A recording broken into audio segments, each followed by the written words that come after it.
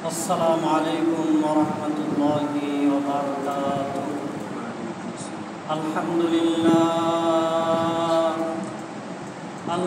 لله وكفى وسلام على عباده الذين اصطفى ونشهد أن لا إله إلا الله وحده لا شريك له ونشهد أن سيدنا ومولانا محمدا عبده ورسوله. أما بعد فأعوذ بالله من الشيطان الرجيم. بسم الله الرحمن الرحيم. من جاء بالحسنة فله عشر أمثالها. وقال تعالى في شان حبيبه: إن الله وملائكته يصلون على النبي يا أيها الذين آمنوا صلوا عليه وسلموا تسليما. اللهم صل على سيدنا مولانا محمد وعلى آل سيدنا مولانا محمد. اللهم صل على سيدنا مولانا محمد وعلى آل سيدنا مولانا محمد. بلغ العلا بكماله كشف الدجى بجماله حسنت جميع خصاله. صلوا عليه وآله. আলহামদুলিল্লাহ, আল্লাহ পাক রব্বুল আলামিনের দরবারে শুকর আদায় করছি, যিনি আমাদেরকে পবিত্র জুমাবারের দিনে সালাতুল জুমা আদায়ের লক্ষ্যে তার উপরে নিয়ে এসেছেন। এজন্য কালিমাতুর শুকরিয়া আমরা বলছি আলহামদুলিল্লাহ। শুরুতে মহান আল্লাহ রব্বুল আলামিনের দরবারে দোয়া কামনা করছি, কাল বাদে পরশু কিংবা আগামী পরশু থেকে মহামান্বিত রমজান মাস শুরু। আল্লাহ সুবহানাহু ওয়া তাআলা যেন রমজানের এই পাককালে আমাদের সবার হায়াতগুলো বৃদ্ধি করে মহান রব্বুল আলামিন যেন আমাদের সবার ভাগ্যে রমজানুল মুবারক দান করে, আমরা সবাই করি আমিন। মুহতারাম হাজিরিন, যেহেতু রমজান মাস একদম সন্নিকটে, সেজন্য রমজান মাসের অন্যতম যে আমল দিনভর সিয়াম তথা রোজা পালন করা, এই রোজার কিছু ফজিলত, কিছু লাভ সম্পর্কে বলার নিয়ত করেছি। যেহেতু মানুষ হিসাবে কম বেশি আমাদের প্রত্যেকের আদত এবং অভ্যাস হলো আমরা যেই জিনিসের লাভ বেশি পাই সেই জিনিস আমরা করতে বেশি উৎসাহী এবং করে থাকি। তারই ধারাবাহিকতায় গত জুমাতে আপনাদেরকে বলা হয়েছিল যে কোরআনুল কারিমের সূরা বাকারার 183 নং আয়াতের মধ্যে আল্লাহ সুবহানাহু ওয়া তাআলা বলেছেন যে তোমাদেরকে রমজানে রোজা দান করা হয়েছে যেন তোমরা তাকওয়া অর্জনকারী হতে পারো। এই সম্বন্ধে বিস্তারিত আপনারা জেনেছিলেন। আজকে রোজা রাখার, বিশেষভাবে রমজান মাসের রোজা পালনের কিছু উপকারের কথা, কিছু উপকারিতার কথা এবং কিছু ফজিলতের কথা আপনাদেরকে বলছি। আমরা যারাই যেখান থেকে শুনছি আমরা ইনশাআল্লাহ গভীরভাবে শুনলে মনে হয় যে আমরা কেউ আর রোজা ছাড়া থাকবো না। রমজানের রোজার একটি বিশেষ লাভ, যে হাদিসটা বুখারী এবং মুসলিম উভয় কিতাবের মধ্যে বর্ণিত হয়েছে। বর্ণনাকারী আবু হুরায়রা রাদিয়াল্লাহু আনহু তিনি বলেন, عن أبي هريرة رضي الله تعالى عنه قال قال النبي صلى الله عليه وسلم كل عمل ابن آدم يضاعف الحسنة 10 أمثالها إلى 700 ضعف قال الله عز وجل إلا الصوم فإنه وأنا أجزي به يضع شهوته وطعامه من أجلي أو كما قال النبي صلى الله عليه وسلم।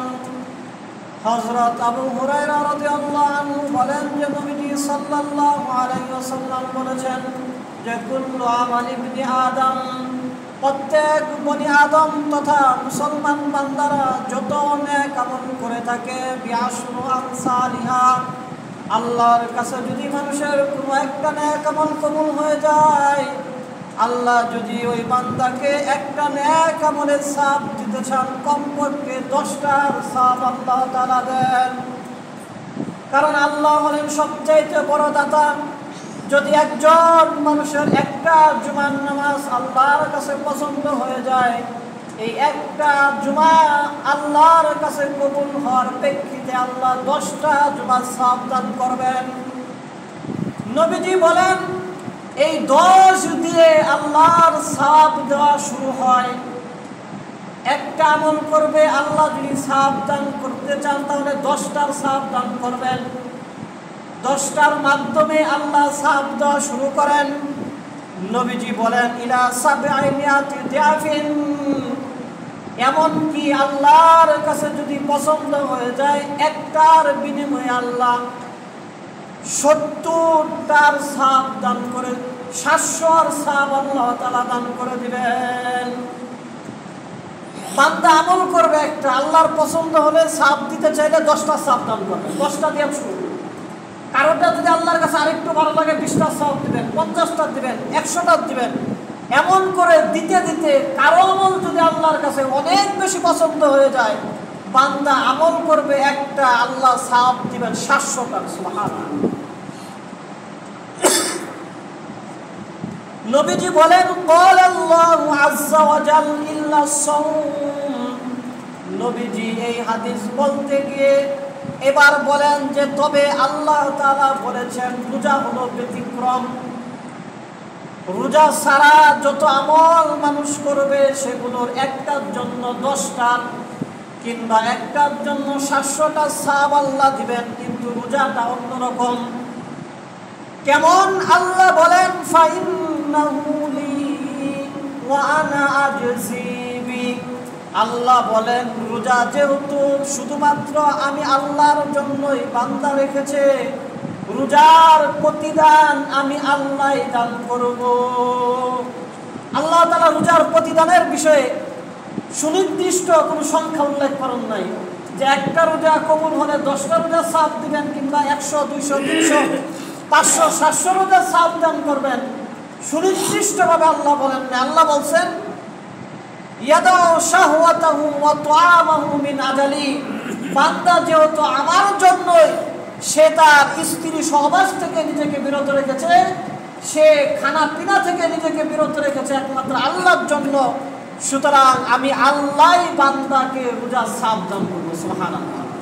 কোনো নির্দিষ্টভাবে আল্লাহ তাআলা উল্লেখ করে দেন নাই। অর্থাৎ রোজার মাধ্যমে আল্লাহ সুবহানাহু ওয়া তাআলা বান্দাকে বিশেষ এক প্রতিদান দান করবেন, যেটা আল্লাহই শুধুমাত্র জানেন। তবে এই হাদিসকে সামনে রেখে আমরা এতটুকু বলতেই পারি যে আল্লাহ যদি কারো রোজা কবুল করেই থাকেন আর আল্লাহ প্রতিদান দান করেন, মনে হয় না যে আল্লাহ প্রতিদান দেওয়ার পরে তার জান্নাতে যাওয়ার জন্য আরো কিছু লাগবে। আল্লাহ তো ছোটখাটো কোনো দাতা না, আল্লাহ মহান দাতা।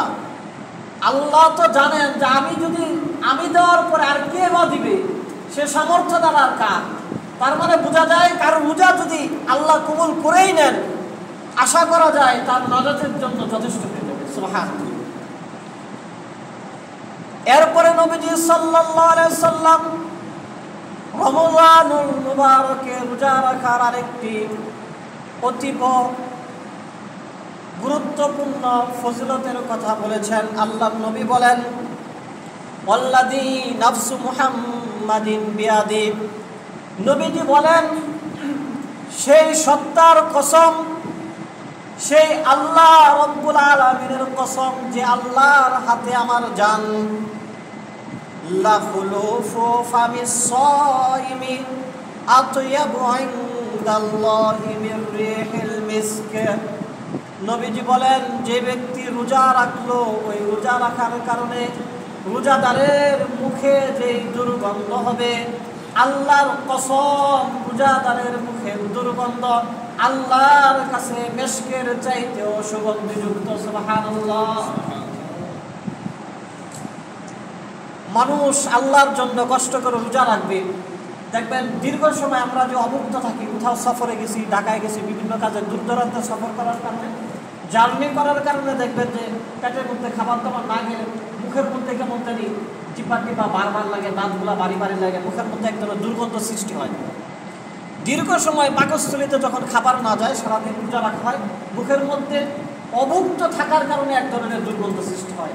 আল্লাহ বলেন যে বান্দা আমি আল্লাহর সন্তুষ্টির জন্য না খেয়ে রইল, রোজা রাখলো আর মুখে দুর্গন্ধ হলো, আরে ওই দুর্গন্ধটা আমি আল্লাহর কাছে মেশকের চাইতেও সুগন্ধিযুক্ত। সুবহানাল্লাহ।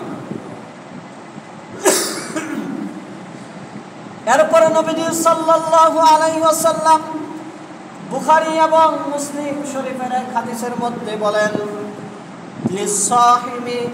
লিসাইমি ফারহাতান ইয়াফরাহুমা ইযা আফতারা ফারিহা ওয়া ইযা লাকিয়া রাব্বাহু ফারিহা বিসাওমিহি। নবীজি বলেছেন যে ব্যক্তি রমজান মাসে কষ্ট করে সারাদিন রোজা রাখলো, এমন রোজাদার ব্যক্তির জন্য আল্লাহ পাক রব্বুল আলামিন দুইটা আনন্দের সময় রেখেছেন, দুইটা আনন্দের মুহূর্ত রোজাদারদের জন্য আল্লাহ পাক রব্বুল আলামিন রেখেছেন। নবীজি সাল্লাল্লাহু আলাইহি ওয়াসাল্লাম বলেন, ইযা আফরাহা ফারিহা, রোজাদারের প্রথম আনন্দের মুহূর্ত হলো দিনভর রোজা রাখার পরে যখন সে ইফতার করবে, সেই ইফতারের সময় রোজাদারের যে আনন্দ হবে, দুনিয়ার যত নামি দামি হোটেলে খাবার খান না কেন, সেই আনন্দ এবং স্বাদ আপনার মুখে লাগবে না। কারণ দিনভর রোজা রাখার পরে সামান্য খাবারের মাধ্যমে ইফতার করলেও বান্দার অন্তরের মধ্যে একটা শান্তি অনুভব হয়, ভেতর থেকে একটা ভালো লাগা অনুভব হয় যে এই খাবারটা সাধারণ খাবার না, এই খাবারটা হলো আমি আমার রবের ইচ্ছা মতে এখন এই সূর্যাস্তের সময় খাচ্ছি। নবীজি বলেন এটা হলো রোজাদারের একটা আনন্দের মুহূর্ত। ওয়াইদা লাকিয়া রাব্বাহু ফারিহা বিসাওমিহি, নবীজি বলেন রোজাদারের জন্য আরেকটা আনন্দের মুহূর্ত হলো কাল কিয়ামতের দিন যখন রোজার বিনিময় আল্লাহ তাআলা রোজাদারকে দান করবেন, সেই পুরস্কার পাওয়ার সময় রোজাদার খুশি হয়ে যাবে। সুবহানাল্লাহ।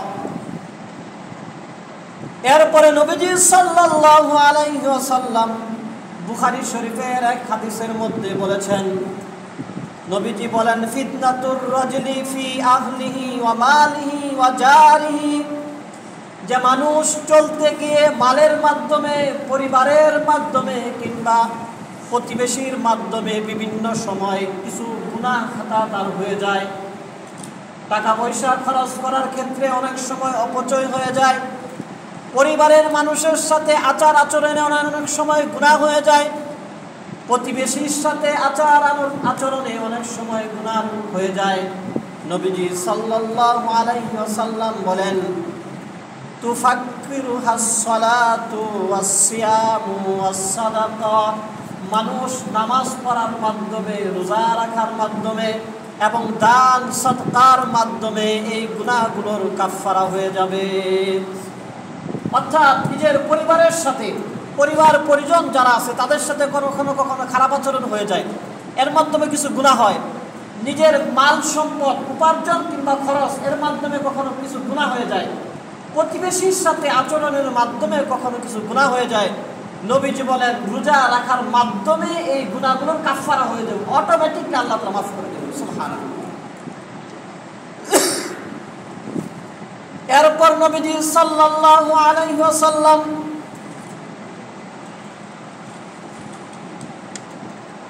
বুখারী এবং মুসলিম শরীফের এক হাদিসের মধ্যে বলেছেন, হযরত সাহাল রাদিয়াল্লাহু আনহু নবীজি থেকে বর্ণনা করেছেন, তিনি বলেন যে ক্বালা ইন্না ফিল জান্নাতি বাবান, যে জান্নাতীদেরকে আল্লাহ সুবহানাহু ওয়া তাআলা জান্নাতে নেওয়ার জন্য বিভিন্ন ধরনের গেটের ব্যবস্থা করবেন। জান্নাতীদেরকে অভ্যর্থনা জানানোর জন্য, স্বাগতম জানানোর জন্য আল্লাহ তাআলা জান্নাতে প্রবেশের পূর্বে বিভিন্ন ধরনের গেটের ব্যবস্থা করবেন। ইউকালু লাহুর রায়্যান, তার মধ্যে একটা গেট আছে, যে গেটের নামটা হবে রায়্যান নামক গেট। ইয়াদখুলু মিনহুস সায়িমুনা ইয়াওমাল কিয়ামাহ, ওই গেট দিয়ে শুধুমাত্র রোজাদাররাই প্রবেশ করবে। লা ইয়াদখুলু মিনহু আহাদুন গায়রুহুম, সেই গেট দিয়ে আর অন্য কাউকে আল্লাহ তাআলা ঢুকতে দিবেন না। ইউকালু আইনা সায়িমুন, দুনিয়াতে আমরা অনেক সময় দেখি বিভিন্ন দামি মার্কেটে কিংবা দামি কোনো কমিউনিটি সেন্টারে গেটের মধ্যে অটোমেটিক কিছু বাক্য উচ্চারণ হতে থাকে। গেট দিয়ে ঢুকলেই, গেটে আপনি লক করলেই কিংবা প্রবেশ করতে দিলেই ওয়েলকাম ওয়েলকাম, অটোমেটিকলি এই ধরনের শব্দগুলো গেট থেকে বের হয়। স্বয়ংক্রিয় কিছু গেটের ব্যবস্থা দুনিয়ার বিত্তশালীরা তাদের অতিথিদেরকে মনোরঞ্জনের জন্য করে থাকে। আল্লাহর নবী সাল্লাল্লাহু আলাইহি ওয়াসাল্লাম বলেন, যারা দুনিয়াতে রমজানের রোজাগুলো পালন করবে তাদের জন্য জান্নাতে প্রবেশের প্রাক্কালে আল্লাহ পাক রব্বুল আলামিন একটা গেট স্থাপন করবেন, যে গেটের নাম হবে রায়্যান। আর সেই গেটটাও হবে স্বয়ংক্রিয়, অটোমেটিকলি সেই গেট থেকে আওয়াজ আসবে, আইনা সায়িমুন আইনা সায়িমুন, কোথায় রোজাদাররা, আসো আমার ভিতর দিয়ে তোমরা জান্নাতে প্রবেশ করো। নবীজি সাল্লাল্লাহু আলাইহি সাল্লাম বলেন, ফাইদা দাখালু উগলিকা, নবীজি বলেন যখন সব রোজাদাররা ওই গেট দিয়ে প্রবেশ করা শেষ হয়ে যাবে আর কোনো রোজাদাররা অবশিষ্ট থাকবে না, উগলিকা, অটোমেটিকলি ওই গেটটাকে বন্ধ করে দেওয়া হবে। সুবহানাল্লাহ, কত সম্মানের ব্যবস্থা আল্লাহ পাক রব্বুল আলামিন রোজাদারদের জন্য রাখবেন। দুনিয়াতেও তো যদি আমরা কোথাও যাই, যদি একজন মানুষের জন্য আলাদা একটা চেয়ারের ব্যবস্থা রাখা হয়, আমরা তাকে সম্মানের মনে করি যে তিনি তো আসলে ভিআইপি লোক, তার জন্য আলাদা একটা চেয়ারের ব্যবস্থা আছে। আর ভিআইপি লোকদের জন্য, ভিআইপি অতিথিদের জন্য আলাদা একটা গেটের ব্যবস্থা করা হয়। আল্লাহ সুবহানাহু ওয়া তাআলা রোজাদারদের জন্য ভিআইপি গেটের ব্যবস্থা রাখবেন, যেই গেট দিয়ে শুধু রোজাদাররা জান্নাতে যাবে, তারা জান্নাতে যাওয়া শেষ, অটোমেটিক সেই গেটটাকে আল্লাহ তাআলা বন্ধ করে দিবেন, সেই গেট দিয়ে আর কেউ যেতে পারবে না। এছাড়া নবীজি সাল্লাল্লাহু আলাইহি ওয়াসাল্লাম মুসলিম শরীফ এবং আহমদ শরীফের এক হাদিসের মধ্যে বলেছেন, হযরত আবু সাঈদ খুদরি রাদিয়াল্লাহু আনহু বলেন যে সামিআতু নবী সাল্লাল্লাহু আলাইহি ওয়াসাল্লাম ইয়াকুল, যে আমি নবীজি সাল্লাল্লাহু আলাইহি ওয়াসাল্লামকে বলতে শুনেছি, মান সামা ইয়াওমান ফি সাবিলিল্লাহ বা'আদাল্লাহু ওয়াজহাহু আনিন নারি ৭০ খরিফান, যে ব্যক্তি আল্লাহর রাজি সন্তুষ্টির জন্য একদিন রোজা রাখবে, যেই ব্যক্তি আল্লাহর রাজি সন্তুষ্টির জন্য একদিন রোজা রাখবে, আল্লাহর নবী বলেন বা'আদাল্লাহু ওয়াজহাহু আনিন নার, আল্লাহ তার চেহারাটাকে জাহান্নামের আগুন থেকে সরিয়ে দিবেন। ৭০ খরিফান, 70 বছরের দূরত্বে, সুবহানাল্লাহ। যে ব্যক্তি একদিন শুধু রোজা রাখলো, এই একদিনের রোজা যদি আল্লাহর কাছে কবুল হয়ে যায়, জাহান্নামের আগুন থেকে তার চেহারাটা 70 বছরের দূরে সরিয়ে দেওয়া হবে। চেহারা বলতে শুধু আমরা মুখ বুঝি এমন না, যে শরীর থেকে খালি মুখটারে সরাই দেবে এমন না, পুরা এর মাধ্যমে বোঝানো হচ্ছে তাকেই জাহান্নাম থেকে 70,000-এর দূরত্বে সরিয়ে দেওয়া হবে। এরপরে নবীজি সাল্লাল্লাহু আলাইহি সাল্লাম আরো বলেছেন, নবীজি বলেন আসিয়ামু জুন্নাতুম মিনান নার, যে দুনিয়ার মধ্যে মানুষ যুদ্ধের ক্ষেত্রে নিজেকে সিকিউরিটির জন্য, নিজের সেফটির জন্য ডাল ব্যবহার করে।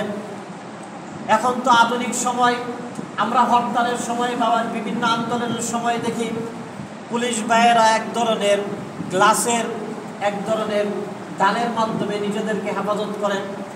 আল্লাহ নবী সাল্লাল্লাহু আলাইহি সাল্লাম বলেন যে আসিয়ামু জুন্নাতুম মিনান নার, দুনিয়াতে মানুষ শত্রুর আক্রমণ থেকে নিজেকে বাঁচানোর জন্য যেমন ডাল ব্যবহার করে, রোজাটা হলো জাহান্নাম থেকে বান্দার জন্য ডাল স্বরূপ। নবীজি আবার উদাহরণ দিতেছেন, কাজান্নাতি আহাদিকুম মিনাল কিতাল, নবীজি বলেন তোমরা যুদ্ধের ক্ষেত্রে নিজেদেরকে বাঁচানোর জন্য যেমন ডাল ব্যবহার করো, অনুরূপভাবে রোজা হলো ডাল তোমাদেরকে জাহান্নাম থেকে বাঁচানোর ক্ষেত্রে। এছাড়া নবীজি সাল্লাল্লাহু আলাইহি ওয়াসাল্লাম এক হাদিসের মধ্যে বলেছেন, আসিয়াম ওয়াল কুরআন ইয়াশফাআন লিল আবদ, নবীজি সাল্লাল্লাহু আলাইহি ওয়াসাল্লাম বলেন রোজা এবং কুরআন এই দুইটা বান্দার জন্য আল্লাহর কাছে সুপারিশ করবে।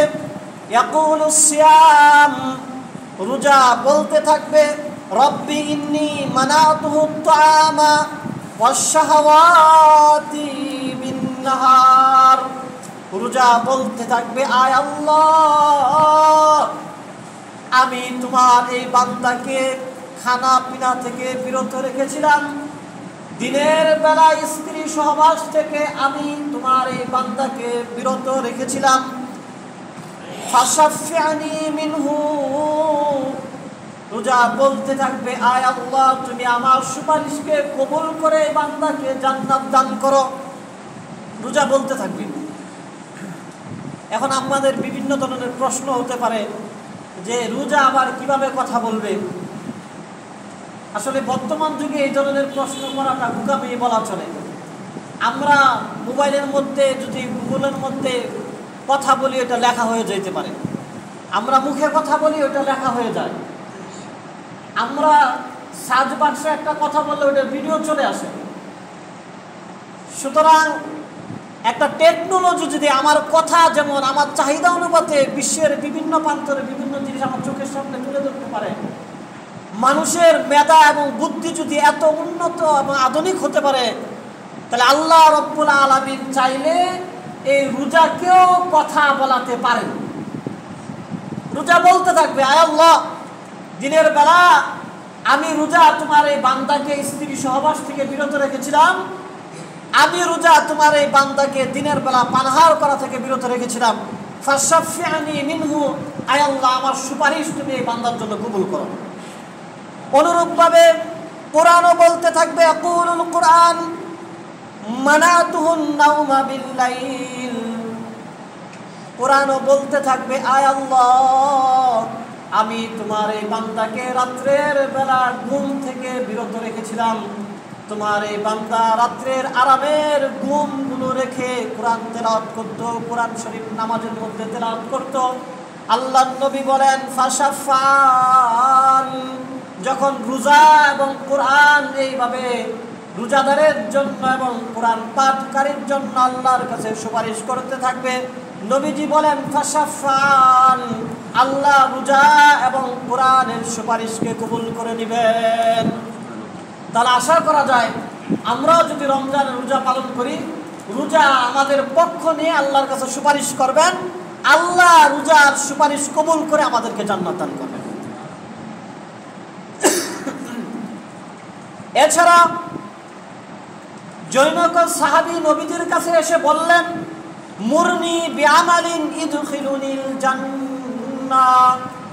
নবীজির কাছে এক সাহাবী এসে বললেন, ইয়া রাসূলুল্লাহ, আমাকে এমন একটা আমল আপনি বলে দিন যে আমল করলে আমি জান্নাতে যেতে পারবো।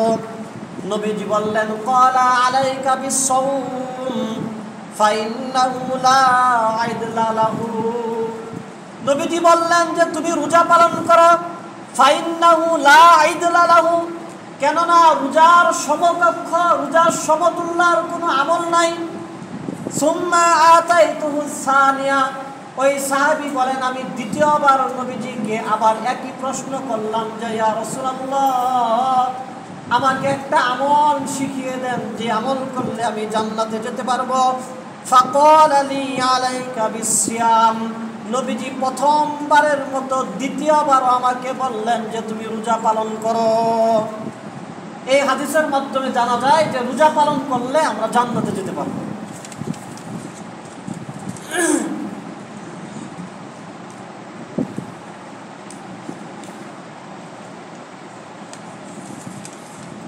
এছাড়া নবীজি সাল্লাল্লাহু আলাইহি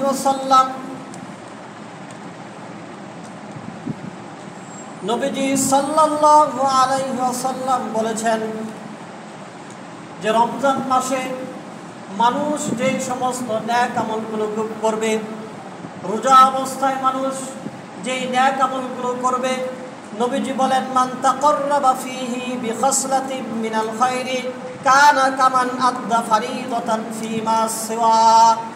নবীজি বলেন রমজান মাসে রোজাদার যদি কোনো নফল ইবাদত করে, আল্লাহ পাক রব্বুল আলামিন অন্য মাসে ফরজ সমতুল্য সওয়াব তাকে দান করে দিবেন।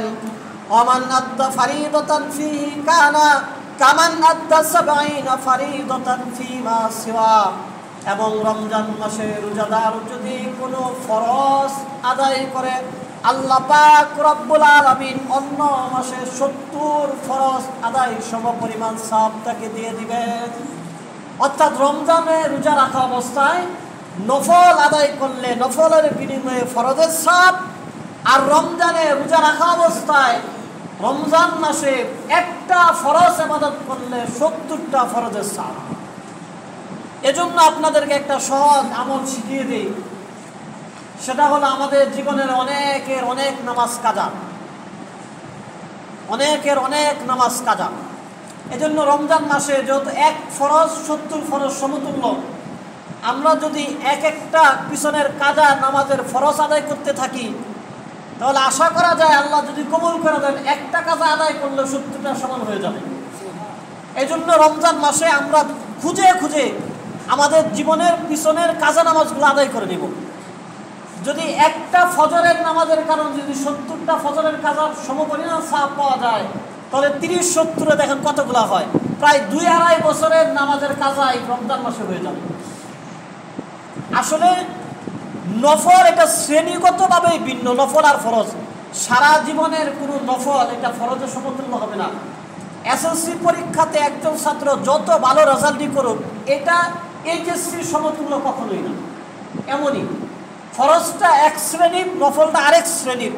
কিন্তু আল্লাহর ইহসান, দয়া আমাদের প্রতি, যে রমজানে বান্দা নফল করলে ফরজের সমান আল্লাহ সওয়াব দান করবেন, এটা আল্লাহর পক্ষ থেকে অফার।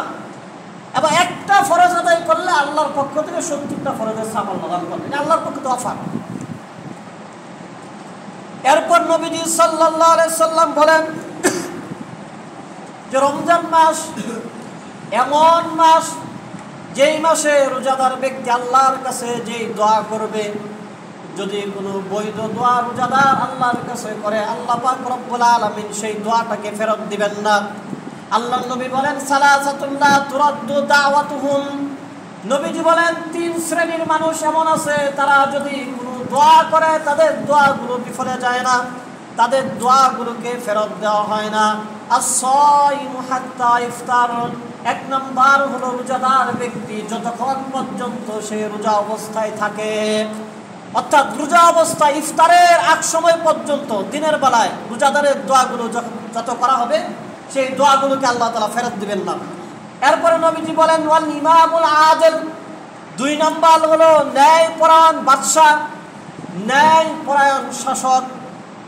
3 নম্বর হলো দাওয়াতুল মাজলুম, অর্থাৎ নির্যাতিত অত্যাচারিত ব্যক্তি, যার উপর জুলুম করা হয়, এরকম জুলুমের শিকার ব্যক্তি যদি আল্লাহর কাছে দোয়া করে, আল্লাহ দোয়াগুলো ফেরত দেন না। মানুষের দোয়া কয়েকটা পর্যায়ে কবুল হয়। কিতাবের মধ্যে আসে মানুষ যেই দোয়া করে আল্লাহ কখনো সাথে সাথে সেটাই কবুল করে তাকে দান করেন, কখনো কখনো বান্দা যেই দোয়া করে আল্লাহ সেই দোয়াটাকে কবুল না করে তার তাকদীরের, তার ভাগ্যের একটা বড় বিপদকে আল্লাহ তাআলা হটিয়ে দেন। কখনো কখনো বান্দা যেই দোয়া করে আল্লাহ পাক রব্বুল আলামিন জানেন যে এই দোয়াটা এখন কবুল হলে ভালো হবে না, পরবর্তী সময় কবুল হলে ভালো হবে। আল্লাহ জানেন যে এই দোয়া এখন কবুল না হয়ে আরো পরে কবুল হলে বান্দার জন্য উপকার বেশি। আল্লাহ বান্দার দোয়াটাকে সাথে সাথে কবুল না করে কিছুদিন পরে কবুল করেন। এছাড়াও নবীজি সাল্লাল্লাহু আলাইহি সাল্লাম বলেছেন যে কখনো কখনো এই কোনো একটা ভাবেই দোয়া কবুল হয় না। বান্দা দোয়া করার পরে এই দোয়ার বিনিময়ে যে সওয়াব হবে, আল্লাহ এই সওয়াবগুলো বান্দার আমলনামায় লিখে দেন এবং হাসরের ময়দানে বান্দাকে আল্লাহ ডাক দিবেন, ডেকে বলবেন যে বান্দা তুমি যত দোয়া করেছিলে আমি সব দোয়াগুলো কবুল করেছিলাম, এই দোয়া তুমি করেছিলে আমি কবুল করেছিলাম, কিন্তু এই দোয়া তুমি করেছিলে আমি আল্লাহ কবুল করি নাই, আজকে সেই দোয়াগুলোর পরিবর্তে আমি তোমাকে সওয়াব দান করলাম। নবীজি সাল্লাল্লাহু আলাইহি সাল্লাম বলেন যে অনেক দোয়াকারী ব্যক্তি এমন কিয়ামতের দিন যখন দোয়া কবুলের পরিবর্তে সে সওয়াব দেখতে পাবে, আফসোস করে করে বলবে, আয় আফসোস, দুনিয়াতে যদি আমার কোনো দোয়াই কবুল না হতো, সব সওয়াবগুলো যদি আখিরাতের জন্য থেকে যেত আমার জন্য কতই না ভালো হতো। এজন্য মুসলমানের সব দোয়াই কবুল হবে, আশা রাখতে হবে। অনেক সময় আমাদের দোষের কারণে কবুল হয় না, আমাদের খাদ্য হালাল না, আমরা দোয়া করি আল্লাহ ওই যে অমুকের 5 তলা বাড়িটা যদি ভেঙে ধুইসা পড়ে যায়, কার ব্যবসার জন্য লস হয়, আমরা এরকম হারাম দোয়া করি। আরেকবার আর বউ দেখা দোয়া করি এই বউটা যে আমার হয়ে যেত নাউজুবিল্লাহ, এই ধরনের অশ্লীল ফাহেসা দোয়া আমরা করি, মানুষের ক্ষতির দোয়া করি। এইগুলো নাজায়েজ দোয়া, এগুলো তো দোয়া, এগুলো দোয়ার ভিতরেই পড়ে না। তাহলে আমরা এরকম নাজায়েজ দোয়া করে যদি আমরা মনে করি, বা অনেক সময় আমরা সামর্থ্যের অতিরিক্ত চাই, তাই না জন্য এসএসসি পাশে বিসিএস পাশের লেগে আল্লাহর কাছে দোয়া করতে থাকে। আল্লাহ জানেন যে তাকে বিসিএস দেওয়া যাবে না, তাকে অন্য পদে দিতে হবে, আল্লাহ সেটাই দেন। আল্লাহ বান্দাকে যেইটা উপযুক্ত সেটাই দান করেন, কিন্তু আল্লাহ বান্দার কোনো দোয়াকে কবুল করা ছাড়া রাখেন না। এরপরে নবীজি সাল্লাল্লাহু আলাইহি সাল্লাম রমজানের রোজার আরেকটা ফজিলতের কথা বলেছেন, যেই ফজিলতটা বর্তমানে গরমের রোজার সাথে অনেক বেশি সম্পৃক্ত। নবীজি সাল্লাল্লাহু আলাইহি সাল্লাম বলেন যে ইন্নাল্লাহা তাবারাকা ওয়া তাআলা ক্বাদা আলা নাফসিহি আন্নাহু মান আতাশা নাফসাহু লাহু ফি ইয়াউমিন সাইফিন সাকাহুল্লাহু ইয়াওমাল আতশ। নবীজি সাল্লাল্লাহু আলাইহি সাল্লাম বলেন যে নিশ্চয়ই আল্লাহ নিজে এটা সিদ্ধান্ত করে নিয়েছেন, নিজে এই সিদ্ধান্তে উপনীত হয়েছেন, যেই ব্যক্তি একদিন রোজা পালন করেছে এমত অবস্থায় যে তার পিপাসার কারণে কষ্ট হয়েছে, গরমে সে পিপাসার কষ্ট অনুভব করেছে, এমত অবস্থায় সে রোজাও রেখেছে, আল্লাহ এমন ব্যক্তির জন্য একটা ফয়সালা করে রেখেছেন, মান আতাশা নাফসাহু লাহু ইয়াউমিন সাকাহুল্লাহু ইয়াওমাল আতশ। আল্লাহ এই বান্দাকে এমন দিন পানি পান করাবেন যেই দিন ওই বান্দা পিপাসার্ত থাকবে। অর্থাৎ বর্তমানে যেহেতু গরমের রোজা, পানির পিপাসা আমাদের অনুভব হবে, নবীজি সাল্লাল্লাহু আলাইহি সাল্লাম জানিয়ে দিলেন যে এমন পিপাসার্ত রোজাদারদের জন্য আল্লাহর ফয়সালা, ফাইনাল, এটা আল্লাহর সিদ্ধান্ত যে কিয়ামতের দিন যখন কোনো পানির ব্যবস্থা থাকবে না, ওই দিন আল্লাহর পক্ষ থেকে বিশেষভাবে সাকাহুল্লাহ, শুধু পানি পান করানো হবে, এখানেই ক্ষান্ত না, তাকে পরিতৃপ্ত করা হবে, যত পানির প্রয়োজন আল্লাহ তাকে পান করাবে। এজন্য রোজার পিপাসার কষ্টের কারণে আমরা হাহুতাশ করব না, এটাকে আমাদের জন্য একটা কল্যাণের বস্তু হিসেবে বরণ করে নিব। এরপরে নবীজি সাল্লাল্লাহু আলাইহি সাল্লাম রোজার আরেকটা ফজিলতের কথা বলেছেন। নবীজি বলেন as-salawatul khams ওয়াল জুমআতু ইলাল জুমআ ওয়া রমাদানু ইলা রমাদান। নবীজি সাল্লাল্লাহু আলাইহি সাল্লাম বলেন যে এক ফরজ রোজা থেকে, এক ফরজ নামাজ থেকে আরেক ফরজ নামাজ, এক জুমা থেকে আরেক জুমা এবং এক রমাজান থেকে আরেক রমাজান, মুকাফফারাতুন মা বাইনাহুন্না। নবীজি বলেন মাঝখানে যত গুনাহ হবে সব গুনাহগুলো আল্লাহ তাআলা মাফ করে দিবেন। ইদিজতানাবাতিল কাবায়ের, তবে শর্ত হলো কোনো কবিরা গুনাহ করতে পারবে না। অর্থাৎ ছোটোখাটো যত গুনাহ গত রমজানে যারা রোজা রেখেছেন এই রমজান পর্যন্ত কবিরা গুনাহ ছাড়া ছোটোখাটো যত গুনাহ হয়েছে আল্লাহ তাআলা 2 রমজান রোজা রাখার কারণে মাঝের গুনাহগুলো আল্লাহর কাছে মাফ না চাইলে আল্লাহ তাআলা মাফ করে দিবেন। ফজরের নামাজ যারা পড়েছিলেন, এখন জুমার নামাজ যারা পড়ছেন, মাঝখানে ছোটোখাটো যে গুনাহগুলো হয়েছে এটার জন্য আলাদা মাফ করতে হবে না। আল্লাহর কাছে কেমন যেন ওই বান্দাটা আল্লাহর দায়িত্ব ঠিক মতো আদায় করেছে, আল্লাহ তাআলা দয়া করে এমনি গুনাহগুলো মাফ করে দিবেন। গত জুমার নামাজ যারা পড়েছেন এবং আজকের জুমা যারা পড়তে এসেছেন, মাঝখানে ছোট ছোট যে গুনাহগুলো হয়েছে আল্লাহ তাআলার কাছে মাফ না চাইলেও 2 জুমা পড়ার কারণে আল্লাহ খুশি হয়ে মাঝের গুনাহ এমনি মাফ করে দিবেন। মুহতারাম হাজিরিন, এতক্ষণ আপনাদেরকে শুধুমাত্র রমজানের রোজা রাখার কিছু ফজিলতের কথা বললাম। এই ফজিলত আল্লাহ তাআলা রমজানের রোজার মধ্যে রেখেছেন। ইনশাআল্লাহ যদি শরীরে কোনো উজর দেখা না দেয়, বড় ধরনের কোনো বিপদের সম্মুখীন আমরা না হই, যেইগুলোর কারণে রোজা না রাখার অপশন আছে, এরকম যদি না থাকে তাহলে ইনশাআল্লাহ আমরা সবাই রোজা রাখবো। আল্লাহ আমাদের সবাইকে আমল করার তৌফিক দান করেন। এখন অতি সংক্ষেপে রোজার মাসে আমাদের কিছু করণীয় কি কি আমল আপনারা রমজান মাসে করব সেই বিষয়গুলো আপনাদেরকে বলছি। প্রথম আমল হলো, আমাদের দেশে যেহেতু শনিবার কিংবা রবিবার, শনিবারের রাত্রে আমাদের খেতে হবে কিংবা রবিবার রাত্রে, এজন্য আমরা শনিবার রাত্রে আমরা চাঁদ খুঁজব। চাঁদ দেখা এটা একটা সওয়াবের কাজ এবং এটা রমজানের চাঁদ দেখা এটা একটা কেউ কেউ বলছে সুন্নতে মুআক্কাদা, কেউ কেউ বলছে ওয়াজিব। কারণ চাঁদের হিসাব যদি প্যাঁচ লেগে যায় তাহলে মাসের হিসাবও প্যাঁচ লেগে যাবে, তাহলে রোজাও প্যাঁচ লেগে যাবে, অনেক সমস্যা। এজন্য প্রথম আমল হবে রমজানকে উপলক্ষ করে আমাদের প্রথম আমল হলো আমরা চাঁদ খুঁজবো, চাঁদ দেখার চেষ্টা করব। যদি চাঁদ আমরা দেখতে পারি তাহলে নিয়ম হলো আমরা সাক্ষী রাখা। আমি একা একা চাঁদ দেখলে আর যদি কেউ না দেখে এটা কিন্তু আবার শরীয়তের দৃষ্টিতে গ্রহণযোগ্য হবে না। আমার সাথে পুরুষ হলে সাবালক 2 জন পুরুষকে সাক্ষী করব, মহিলা হলে 1 জন পুরুষের জন্য 2 জন মহিলা, 4 জন। এবার আমরা চাঁদ দেখব। চাঁদ দেখে হাদিসে বর্ণিত কিছু দোয়া আছে। আল্লাহুম্মা আহিল্লাহু আলাইনা বিল আমনি ওয়াল ঈমান ওয়াস সালামাতি ওয়াল ইসলাম রব্বি ওয়া রাব্বুকা আল্লাহ। আমরা এই দোয়াগুলো পড়ব।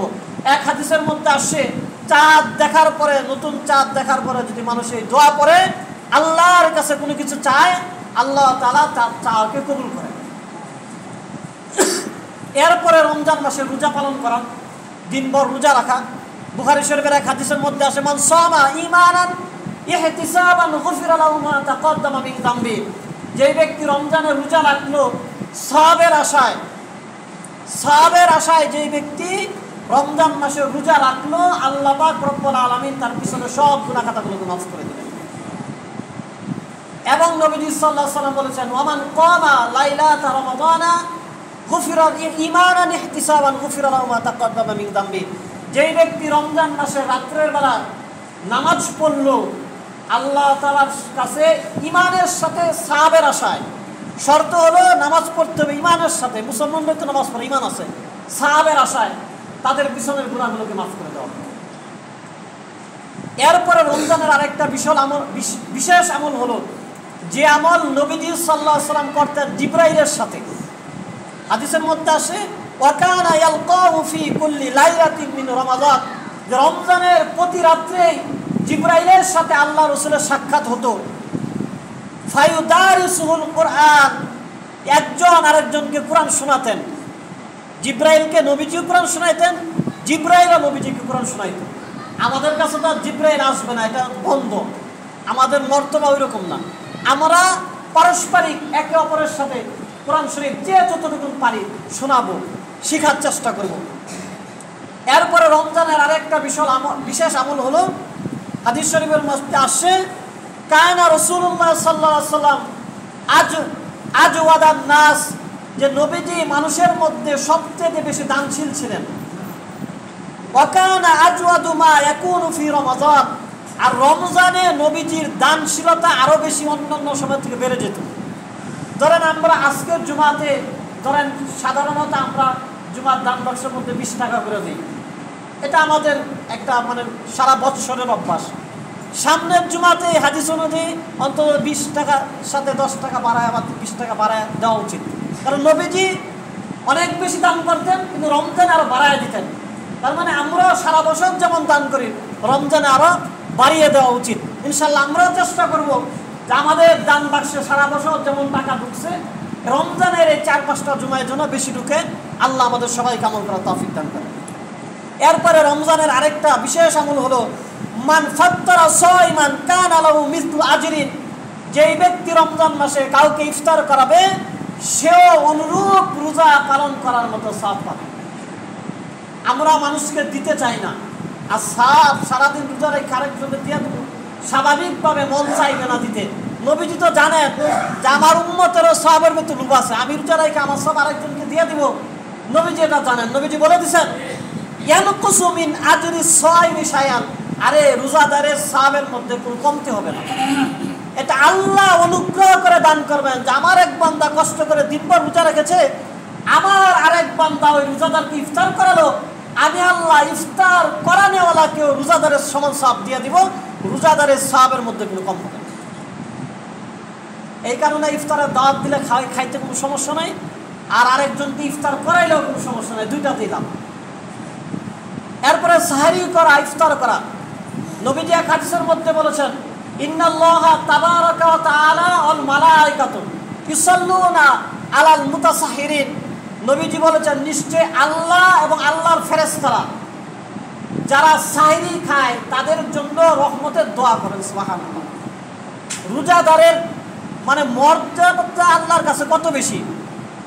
একজন মানুষ রোজা রাখবে, সাহরি খাবে, নবীজি বলে এই সাহরি খাইলেও আল্লাহ তাআলা তার জন্য রহমত দান করবেন, আল্লাহর ফেরেশতারাও তার জন্য আল্লাহর কাছে মাগফিরাতের দোয়া করবেন।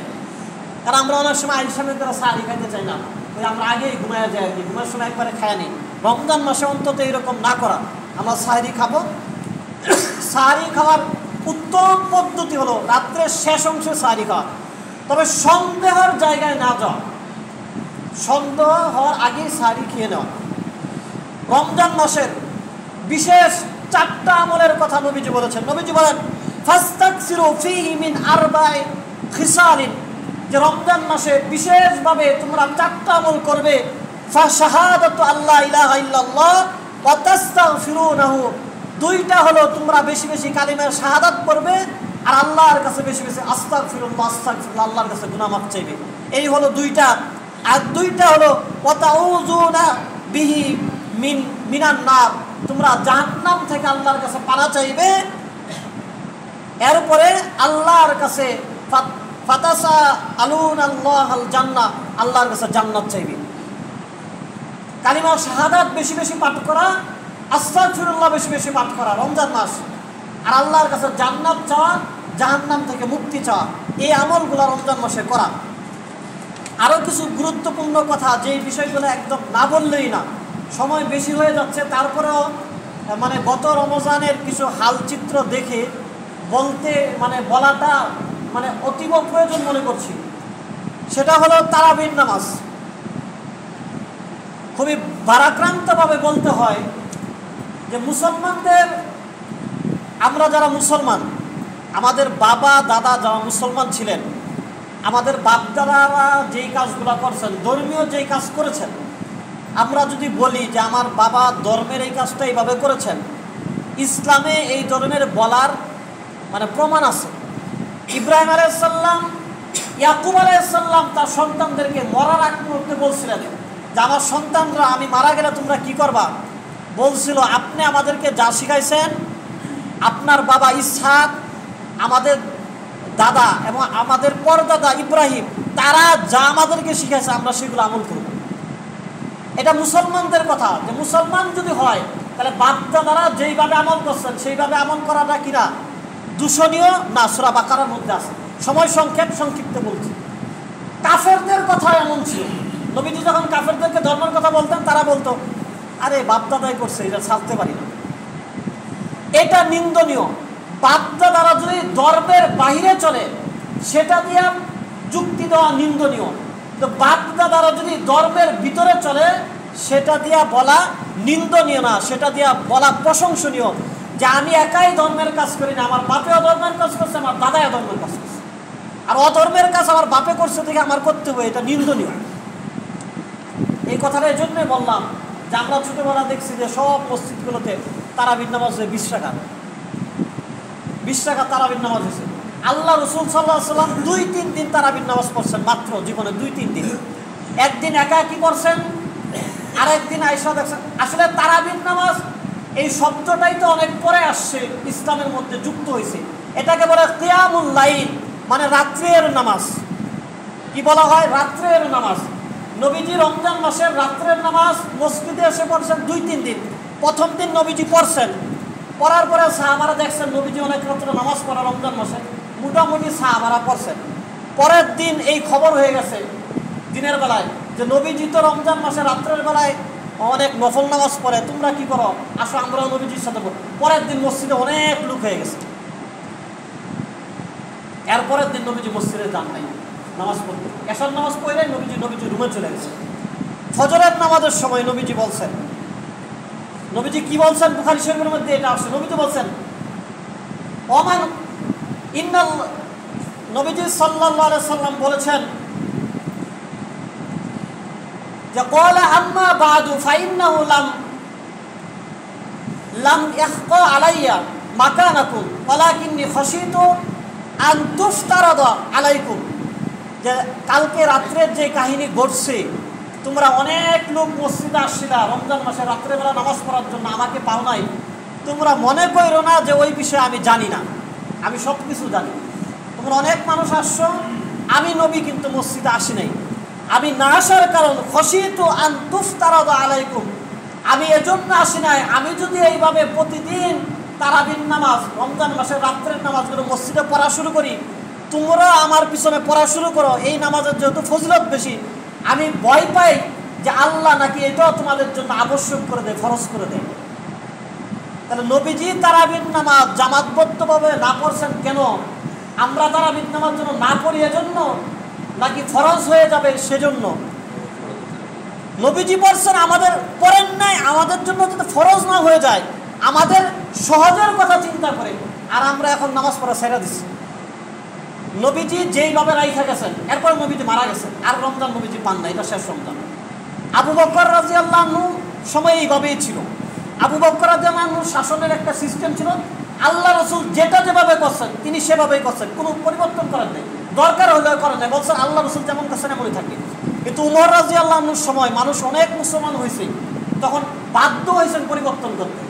উমর রাদিয়াল্লাহু আনহু রমজানে এসে দেখলেন যে এইখানে মসজিদের এক কোণার মধ্যে একজন নামাজ পড়াইতেছে, আরো কিছু মানুষ নামাজ পড়তেছে, আরেক কোণায় আরেক মানুষ, এরকম 3-4টা জামাত একটা মসজিদে হইতেছে। উমর রাদিয়াল্লাহু আনহু চিন্তা করলেন যে একটা মসজিদ, নফল নামাজ, সাহাবের নামাজ, এক এক ইমাম পড়াইতেছে, দেখতে কেমন দেখা যায়। এখন যে একজন ইমাম হয় আর সবাই যদি তার পিছনে পড়ে, এটা তো আরো বেশি সুন্দর হবে। একই সময় নামাজ হলো, একটা জামাত হলো, দেখতে ভালো লাগবে। উমর রাদিয়াল্লাহু আনহু মিটিংয়ে বসলেন। উমর রাদিয়াল্লাহু আনহু একার সিদ্ধান্ত না, যারা বলে যে উমর নতুন করে বেদাত শুরু করছে, ইসলামের মধ্যে নতুন জিনিস শুরু করছে, এটা উমর রাদিয়াল্লাহু আনহুর একার সিদ্ধান্ত না, এটা যে কোনো মসজিদের সিদ্ধান্ত না। যে এটা লম্বুরিবাড়ি মসজিদ, মন চাইছে আমরা একটা সিদ্ধান্ত নিয়ে দিছি, আমি লম্বুরিবাড়ি মসজিদের ইমাম, আমার মন চাইছে সিদ্ধান্ত একটা নিয়ে নিলাম। এটা লম্বুরিবাড়ির মসজিদ না, এটা মসজিদুল নববী, আল্লাহ রসুলের মসজিদ। এবং ওই সময় আবু বকর রাদিয়াল্লাহু আনহু মারা গেছেন, ফাতেমা রাদিয়াল্লাহু আনহা মারা গেছেন, এরপরে খাদিজা রাদিয়াল্লাহু আনহা মারা গেছেন, আর সবাই আছেন, উসমান আছেন, আলী আছেন, জান্নাতের সুসংবাদপত্র সাহাবারা আছেন, রাসূল সাল্লাল্লাহু আলাইহি ওয়াসাল্লাম স্ত্রী আয়েশা আছেন, সবাই আছেন। নবী উমর রাদিয়াল্লাহু আনহু সবাইকে পরামর্শ চাইলেন যে আমি চাইতেছি যে একজন ইমাম রাত্রের নামাজ পড়াবে রমজান মাসে, নামাজটা হবে 20 রাকাতের, 2 রাকাত করে নামাজ হবে, 20 রাকাতের নামাজ হবে, একজন ইমাম বা একাধিক ইমাম হতে পারে, কিন্তু একটা জামাতে এইভাবে পড়া হবে। আপনারা কি বলেন? একজন সাহাবী দ্বিমত করেন নাই, একজনও না, একজন সাহাবী দ্বিমত করে নাই। 20 রাকাত তারাবি শুরু হয়ে গেল। এই যে 20 রাকাত তারাবি চলতেছে, এখন আমরা যেই বুখারীর হাদিস দিয়া মনে করেন, এই ইতিহাস কিন্তু কেউ অস্বীকার করে না। যারা 20 রাকাত তারাবি না পড়ে, 8 রাকাত 10 রাকাত পড়ে, তারাও কিন্তু এই ইতিহাসকে অস্বীকার করে না। আমরা যে বুখারীর হাদিস নিয়ে অনেক বেশি গর্ব করি আর বলে থাকি যে হাদিসের কিতাবে এইটা আসছে, হাদিসের কিতাব থেকে তো সাহাবাদের এই আমলগুলো আরো বেশি জরুরি ছিল।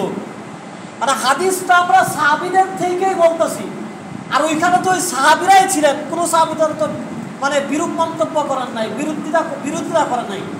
সুতরাং আমরা যদি কেউ তারাবির নামাজ মনে করে রমজান মাসে নামাজ পড়তেই চাই, আমাদেরকে 20 রাকাতই পড়তে হবে। এখন বলতে পারেন মক্কাতে 10 রাকাত শুরু হয়েছে, করোনা আসছে পরে 10 রাকাত। এইবারও মনে হয় একটা সিদ্ধান্ত হয়েছে, একটা নোটিশ দেখছিলাম যে তারা এইবারও 10 রাকাত পড়বে।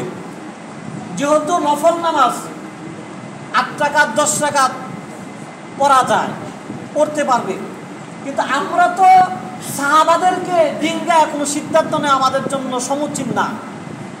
মক্কার বর্তমান যারা শাসন ব্যবস্থা আছে তারাও তো দেশব্যাপী সিনেমা হল বানানো শুরু করেছে, তাহলে কোনো মুসলমান কি তাদের এই কাজটাকে সমর্থন করবে? করবে না। এরকম আরো অনেক কাজ তারা করতেছে, সেগুলো তো সমর্থন করবে না। সুতরাং নবীজি সাল্লাল্লাহু আলাইহি ওয়াসাল্লাম বলেছেন যে উমর এমন এক ব্যক্তি যে উমরের কাছে উমর নবী হওয়ার মতো যোগ্যতা রাখে, যে আমার পরে যদি আল্লাহ নবুয়তি কাউকে দিতেন, যেহেতু দিবেন না, যদি দিতেন তাহলে উমরের ভিতরে এই যোগ্যতা আছে যে আল্লাহ তাআলা উমরকে নবী বানায় দিতেন। উমর রাদিয়াল্লাহু আনহু কোরআনের আয়াত নাজিল হওয়ার আগে আল্লাহ রাসূলকে বলছেন, ইয়া রাসূলুল্লাহ এটা হইলে ভালো হয়। এরকম আয়াত কোরআনে একটা দুইটা না, কেউ বলছেন 15টা, কেউ বলছেন 21টা, কেউ বলছেন 22টা।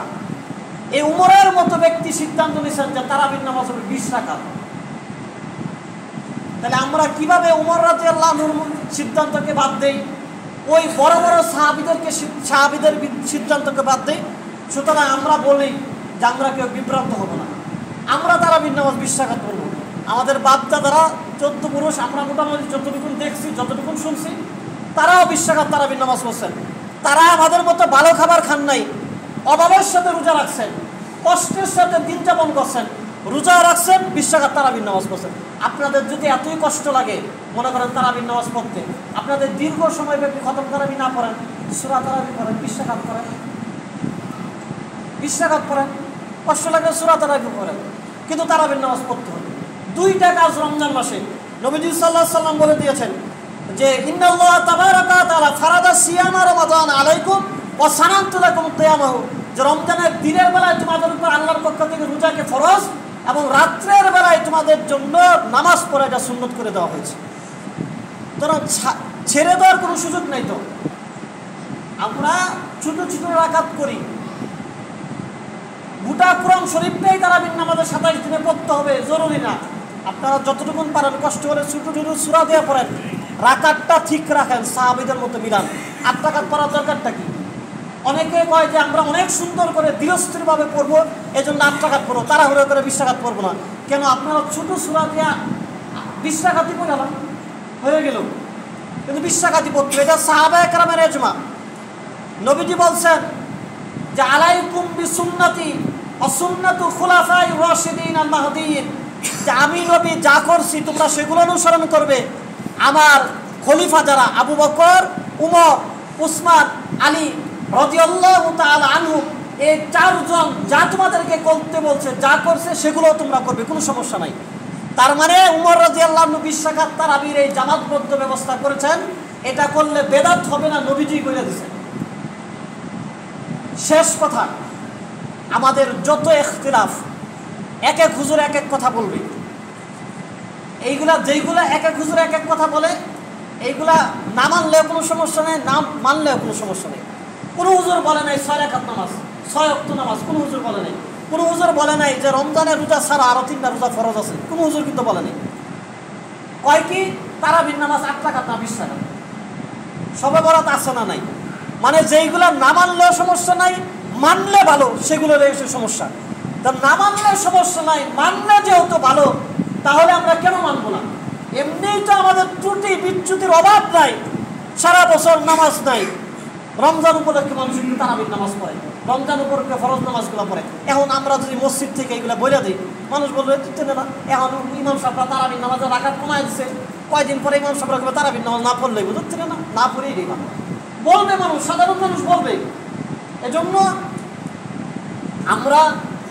আমি ব্যক্তিগতভাবে আপনাদের সবার কাছে বিশেষভাবে অনুরোধ করব, সাহাবায়ে কেরাম রাদিয়াল্লাহু আনহুমদের মাধ্যমে যেই তারাবির নামাজের 20 রাকাতের ধারাবাহিকতা শুরু হয়েছে, আমরা ইনশাল্লাহ 20 রাকাত তারাবির নামাজই পড়ব।